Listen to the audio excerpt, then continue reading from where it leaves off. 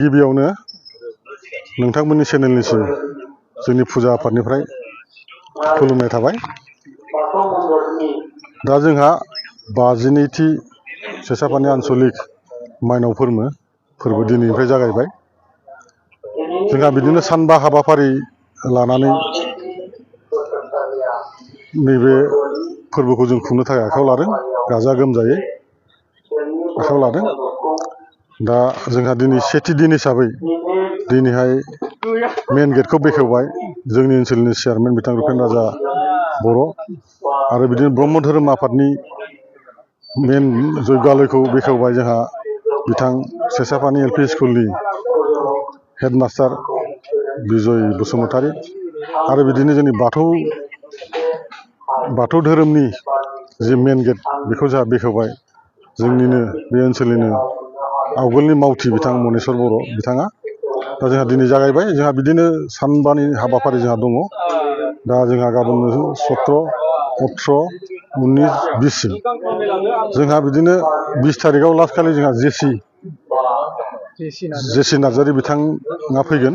बेजों लोगोसे करुना राभा बिथाङा फैगोन आरो बिनि सानसे सिगां जोंहा प्रग्राम दङ, बेबो मोजां प्रग्राम। आरो बिदिनो गेजेराव मोनसे थियाटार दङ सानसेनि थाखाय।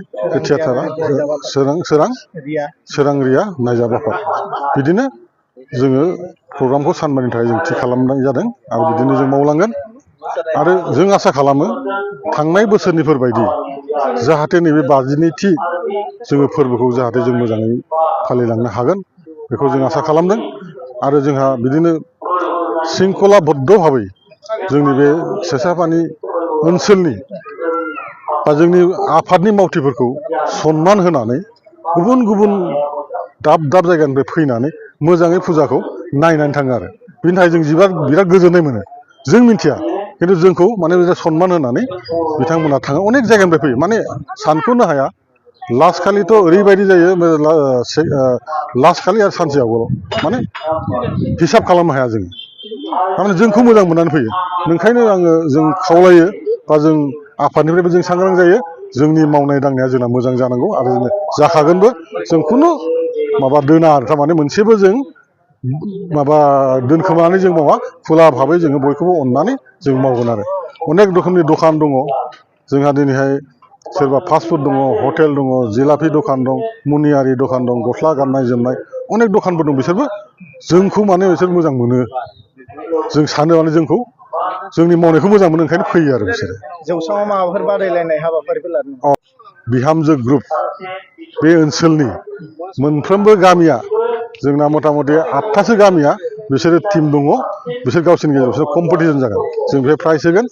आरो बिनि अनगा जोंहा टेलेन्ट श' बेखौ जों देखायगोन। बिदिनो जोंनाव कालारफुल प्रग्रामा जागोन। खेराइ दङ। खेराइया जोंहा मोननै, मोनसे दला जाहैबाय दिनैनिफ्राय सानथामसिम आरो मोनसे दला जाहैबाय सानथामनि उनावहाय साननै। जोंहा खेराइया दंखायो आरो बे जोंनि कालचार, जों बेखौ लाखिखायो आरोखि। बोसोरफ्रोमबो खेराइ मोसानायखौ लाखायो? एकदम लाखायो, जों लाखागोन। खारन जोंनि कालचारा बेनो, जोंनि सिनायथिया जोंहा बाहाय बेरखाङो। बे मोसानाय माने खेराइजों जोंहा बेरखाङो आरोखि, ओंखायनो जों लाखिखायो।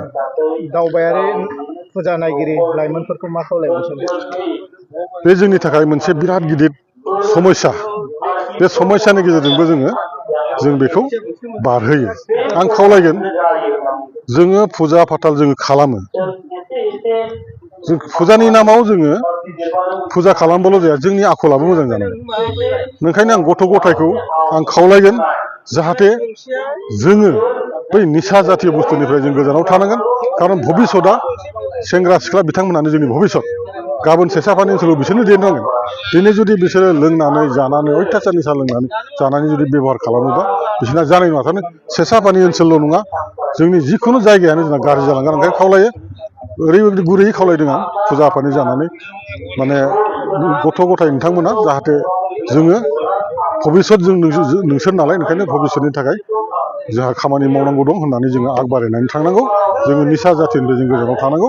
जोंनो नोंसोरनि भबिसत, नोंसोरनो जोंनि जायगानि, नोंसोरनो सोरबा अफिसार, नोंसोरनो राजनिति लिडार बा नोंसोरनो गासिबो सोरबा न'खरनि बिगोमा गासिबो नोंसोरनो। ओंखायनो आं खावलायो जाहाथे गथ' गथाय नोंसोर सेंग्रा सिख्लाफ्रा जाहाथे मोजां मोनसे लामायाव थानानै जोङो समाजखौ दैदेनलांनो हायो न'खरखौ दैदेनलांनो हायो जायगाखौ दैदेनलायो बेनि थाखाय गुरैयै खावलायो गिबियावनो माइनाव फोरबो आफादनि आफादगिरि नेहाथारि लोगोसे बिबानगिरि बिथांमोननिसिम रोजा रोजा साबायखर बावदों आरो माइनाव फोरबोनि गासै रायजो राजा नोंथांमोननिसिमबो गाहाम हामलायनाय बावहरदों नैबे समाव दिनैहाय गिबि हाबाफारि माइनाव फोरबोनि गेट बेखेवनाय बे गेट बेखेवनाय हाबाफारियाव आंखौ गेट बेखेवनो होनायलाय आं आफादगिरि नेहाथारि आरो लोगोसे बिबानगिरि बिथांमोननिसिम गाहाम हामलायनाय बावहरदों आं जोबोद गोजोननाय मोनदों गिबि हाबाफारि गेट बेखेवनो मोननानै इयुनाव जाहाथे मोजाङै मोजां गाजा गोमजायै नैबे सेसापानि आनसलिक माइनाव फोरबो आफादा जाहाथे सोलिलाङो बा खुंफुंलांनो हाथों बेखौ आङो आफा इसोरनाव आर'ज गाबबाय जागायनायनिफ्राय 52 बोसोराव बैसोआव आगान होबाय बे सेसापानि आनसलिक माइनाव फोरबोआ बे समाव बै जागायनायनिफ्राय नैबेसिमाव नोंथाङा नुबोनाय थासारि बा माबायदि फालिबोदों आरो माबायदि खुंबोदों बेनि सोमोन्दै बुंनो हागोन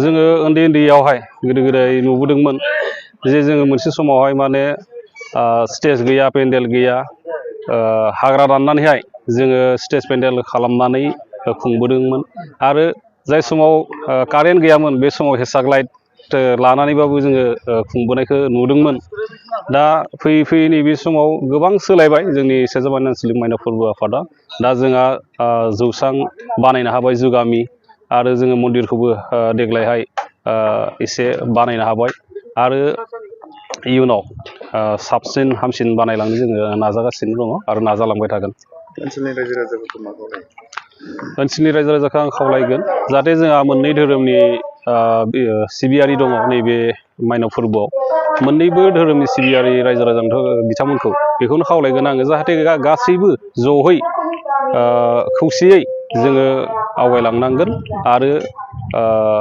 सेसापानि ओनसोलनि खौसेथिनि थाखाय जोङो खामानि मावलांनांगोन